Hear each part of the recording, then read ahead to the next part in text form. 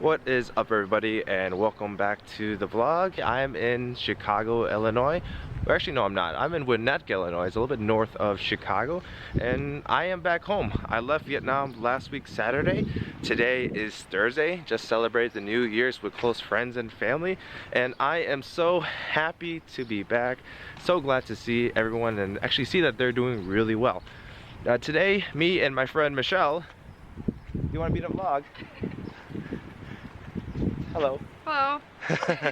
So that's my friend Michelle. She's actually taking me around town, around the city, since I do not have a car at the moment. But yeah, we're just driving around town and just checking out some of the city's famous landmarks. Right behind me, you can see this impressive structure. This is called the Baha'i House of Worship, and this is located actually in Winnetka, Illinois, about 45 minutes away from Chicago. If you did not know, Baha'i is actually a religion. About 5 million people actually follow Baha'i.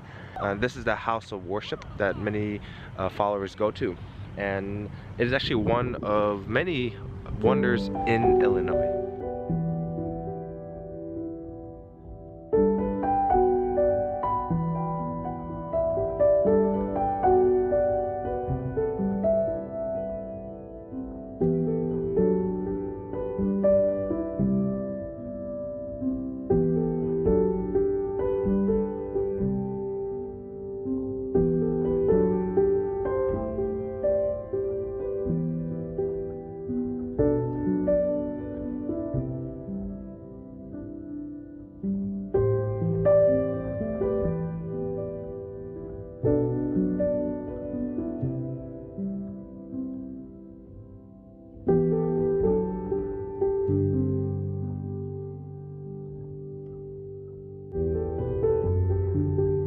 So we just got done checking out the temple. Right now we are actually gonna head over to the famous Home Alone house that is located here in Winnetka.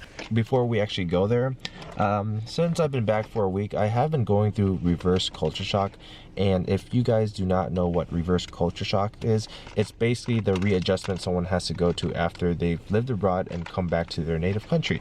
And there are just some things that I've been noticing about American culture. Some of it's quite strange and it's quite shocking as well. And it's actually pretty funny to say that I'm actually going through this reverse culture shock because I was actually born here in America. So I was like, how are you going through reverse culture shock if you're born in that country? And you know, it actually is happening to me. So today's video will just be about culture shock and some of the things that I'm actually going through at the moment.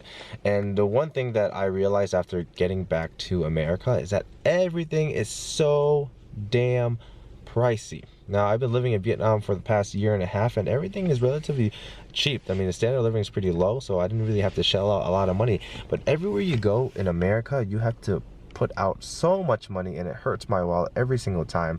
For example, the other day my mom was going to the gas station and she told me to fill up a full tank of gas. It's like almost like $50, and my jaw just dropped. That is an insane price. And I know in Vietnam I had a motorbike, not a car, but like I paid about $3 per week for gas. So that's $12 per month. And I come back here, I'm gonna get another car soon, and I'm just not looking forward to paying such high prices for gas.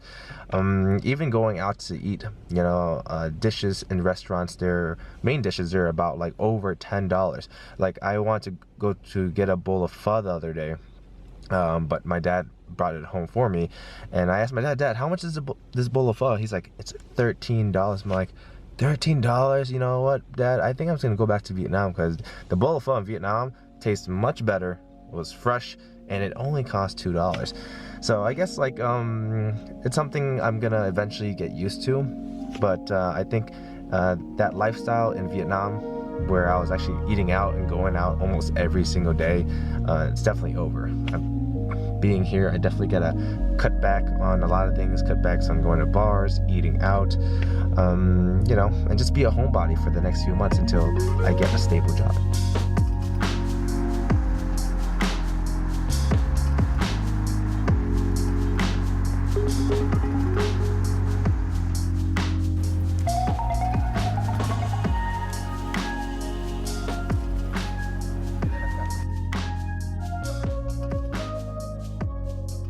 if you guys have ever watched Home Alone, well, this is the home right here. It's located in Winnetka, Illinois, and you know, this is a really popular location. You can see so many people parking their cars and just taking pictures in front of the house. Michelle, what did you think about it?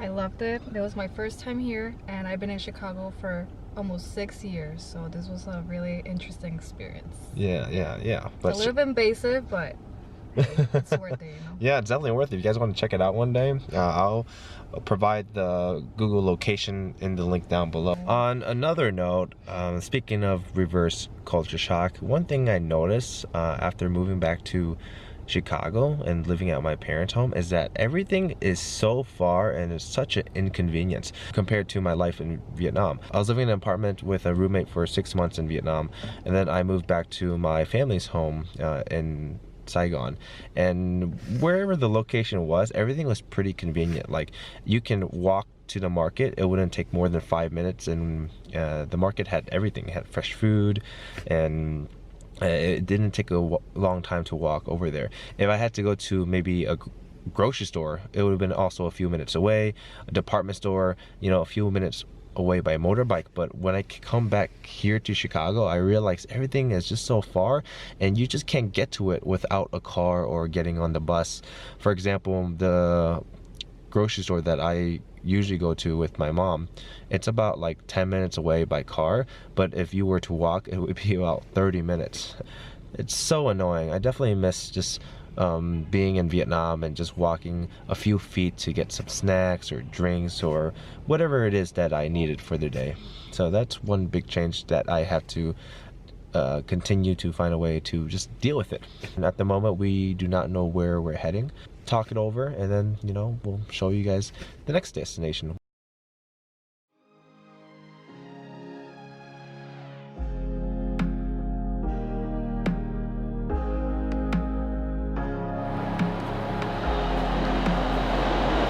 Yeah, that's fine.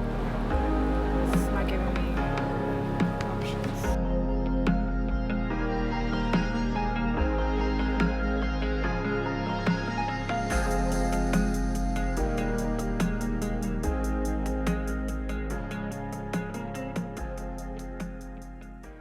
Do you want seafood? Yeah. Seafood soup? Seafood? Okay, do you want appetizers? Yes. It's called Pho 777. It's a Vietnamese restaurant located in Uptown. And this is the neighborhood that I was actually born in. And I'm back here craving for some Vietnamese food. I'm feeling a little bit homesick. Well, not this home. I actually miss Vietnam a lot. And so every day it has been on my mind. Alright, so when it comes to food, I am very indecisive. I can sit here hours on end and probably not even come to a decision on what I want to eat. And one thing in America that is so overwhelming is that when you go to restaurants, their menu is huge. Like, I'm looking at this menu right now, and it's like this thick, and it has like close to over like 200 options. Now, when you're living in Vietnam, that's not the case. Restaurants keep small menus. You see like probably like around 50 items, but here is just too much. Like in America, I guess they like to provide a lot of variety, and so, but in doing so, it just makes the decision making really difficult. What is that one? Like eel? Poison. No, it's poison. Hey, what are you doing? Oh yeah, you screwed it up.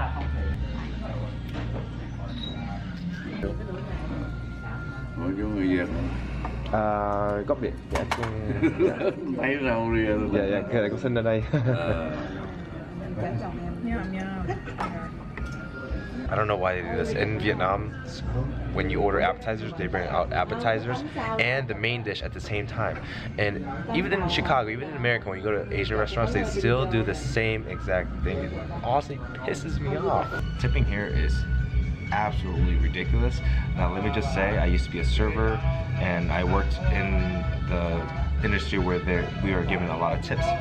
But still, I haven't given a tip out in a restaurant for 2 years, and in Japan, if you know, tipping is actually not allowed, and it's actually disrespectful if you do it. So coming back here, it's weird getting, you know, it's still weird for me to pay the bill and what I ordered and then add a tip. Like yesterday I went to the bar and I got just one beer. The guy opened the beer and I had to tip him $1 or $2. So tipping culture is a weird thing to me still. And I just wish in America they paid everybody a livable wage so that we can do away with the whole tipping system.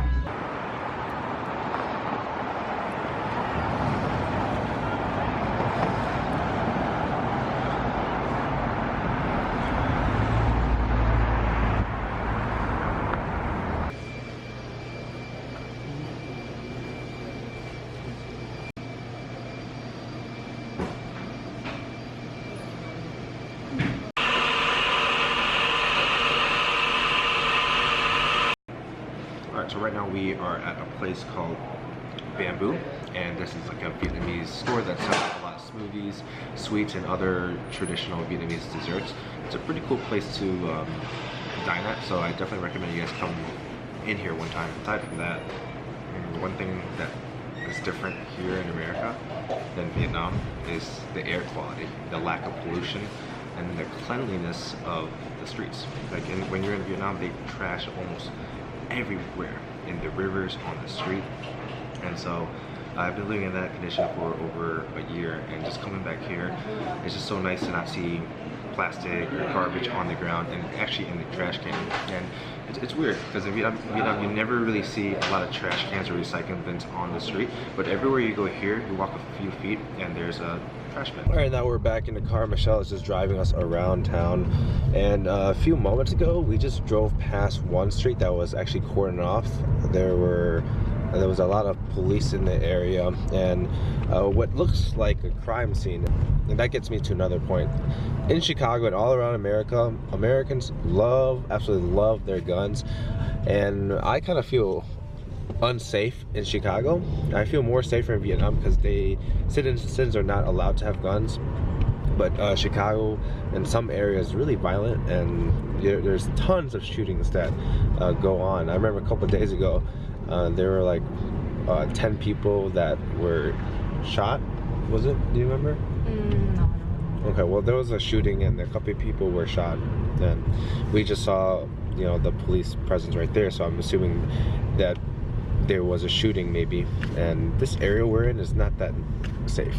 Alright guys, so I am back home right now. A few hours ago I told Michelle that I wasn't quite feeling so well, so I told her to just take me home and drop me off. Anyways, I hope you guys enjoyed the video.